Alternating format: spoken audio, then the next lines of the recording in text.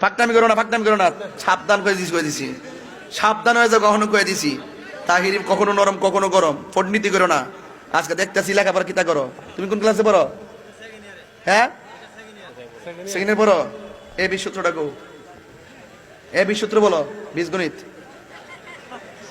Inter second ইয়ারে পড়ো, A B সূত্র পারো না, তাহলে তুমি কি লেখাপড়া করছো বলো? একটা বীজগণিতের একটা সহজ একটা সূত্র, A B A plus B by two whole square minus A minus B by two whole square, A plus এর মান এত আর এর নিচের সূত্র টু উপরে স্কয়ার, এরপরে এমনি কাটাকাটি করে এই অঙ্ক মান বাই করতে হয়। তুমি কি এগুলো পড়ো না? এগুলো তো সহজ খবর। তুমি একটা ভালো বলতেছো, এটা বলো এইটা বলো, এই কথা কোন এই কথা কোন। আমি তো বুঝতেছি মর্নিং শোজ দ্যাটে সূর্য দেখলে বোঝা যায় দিনটা কেমন যাবে। এই জন্য তোমাকে একটু টাচ করলাম যে তোমার ভিতরে কি মাল আছে।